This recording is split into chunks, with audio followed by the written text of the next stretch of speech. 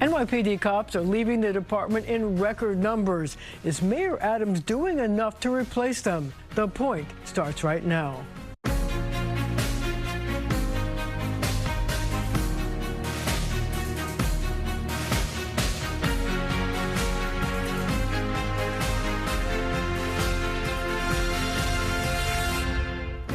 Patrick Hendry is president of the Police Benevolent Association.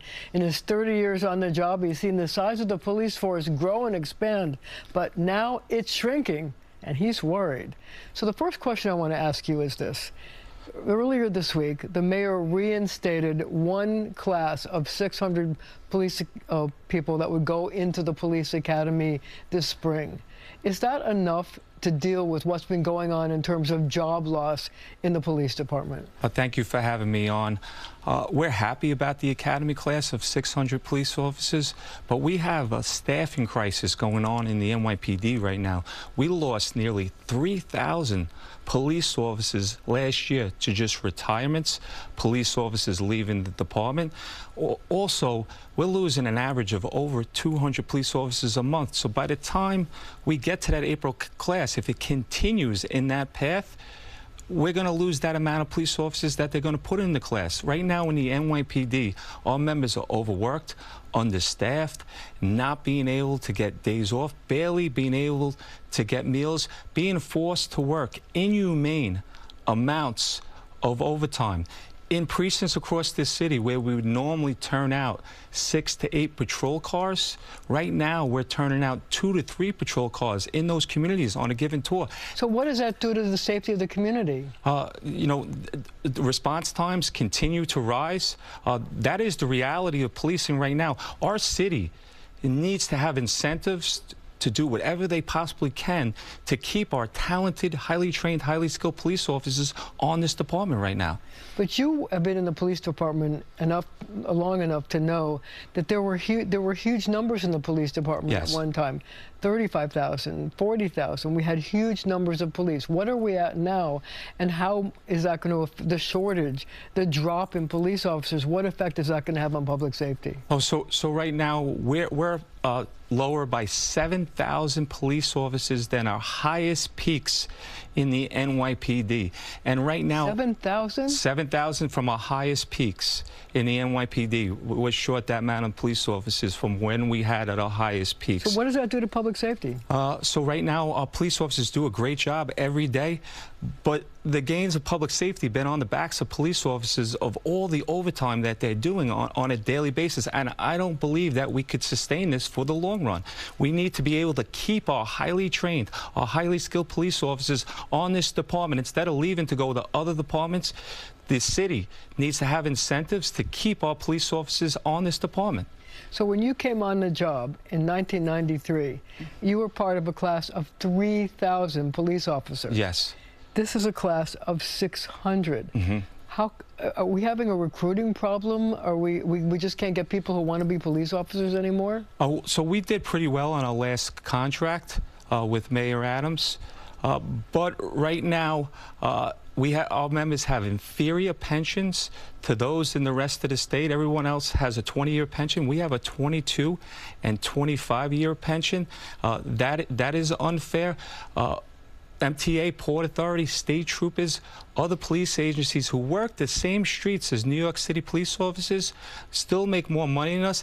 And we have oversight groups like Civilian Complaint Review Board who are filled with cop haters who are destroying the careers of hardworking police officers every single day. And we're still in that anti-police environment where these collection of all this together, police officers are leaving the department and they don't want to come on to the department. So are they leaving to take other jobs for other police agencies, or are they just leaving the job totally? It's a mixture of both. There are police officers who are leaving. We're losing like our highly skilled police officers at 7, 8 years going to other departments where it's a better quality of life, where they get more money, better benefits. And we're also leaving police officers leaving just, they don't want to be police officers anymore. That's happening too. It's a combination of both. But again, our city needs to keep our highly trained, highly skilled police officers on this department right now. So let's go back to the idea that the mayor because of the migrant crisis, decided to announce just 2 months ago a series of draconian cuts that affected services all across the landscape, sanitation, fire, whatever. But the biggest cuts came to the police department, where he cut 5 police academy classes. That's 5 classes. So that means this year and then 4 more. He restored only 1. He hasn't restored the other 4. What effect will that have on the brain drain that you say you're missing? And do you think it was a scare tactic? You know, some people think that the fact that he's now restoring all these things, that it was a scare tactic to because of the migrant crisis, to try to get Washington and the state government to give him more money for migrants. I mean, how do you feel about that? I don't know if it was a scare tactic, but public safety can withstand not having academy classes, especially the rate that we're losing police officers on a daily basis. Police officers are leaving the department on a daily basis. We need to keep these academy classes, but they also need to find ways to keep police officers on the department. So I don't know if they were scared, if it's a scare tactic, but we need to keep these academy classes going forward. It has to happen. We can't withstand this any longer. So let's look at the numbers. You say we're already 7,000 down from the high. That's a big number. And you say that they leave at the rate of about 2,000 a month. 200, over 200 I'm sorry, a month. I misspoke. 200 a month. So by that calculation, the 600 is not going to make up for the numbers of people who leave. And if they don't hire the 4 classes that they have canceled, that's going to mean even lower numbers of police officers when there's a lot more stuff to do. What effect is that going to have on the police department? Like I said, every day we have less and less patrol cars in the commands being able to turn out to be able to help people. You know, response times continue to rise. Critical response times are up over 2 minutes. Jobs that are really, really important. Shots fired. Assaults with weapons, where every second counts. Those response times are up. So that means response times are going to continue to rise until our department, the city's able to get police officers to stay on the department and also be able to recruit. So can the city hire its way out of this staffing crisis? And what would it take to bring all the, you know, the man count, the head count up to the point where it's where you think it should be? So I don't think they could hire their way out of this. We have proposals for legislation in Albany right now to try to keep our highly trained, highly skilled police officers on the department, where there would be incentives for police officers to stay an extra 5 years on the department. It would be an actual bump in their salary and their pension if they stay 10 years. It would be a bump in their salary after they hit the 10th year. Also, we're trying to get legislation to bring our police officers who are an inferior pension to those in the rest of the state into a 20-year pension. We believe with some of these initiatives would be able to keep police officers on the department and also will help with recruiting. So what do you want the mayor to do to restore the morale of the police department? He's a former police captain himself. He must understand it. What do you want him to do? What should he do?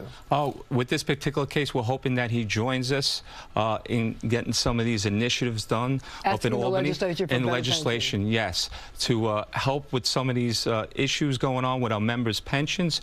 So this would be incentives for our police officers to stay on the department. We believe some of these incentives, and we started what we call a modern chart in the department, where our members are doing 10 and 12-hour tours. We believe with a combination of that, along with getting some bills done, we believe that this will create our members to stay in the department and help with recruiting. Do you think he'll do it? We're hopeful. We're hopeful. Okay, we're going to have to leave it right there for now. But our conversation continues right after the show on our streaming channel, CBS News New York.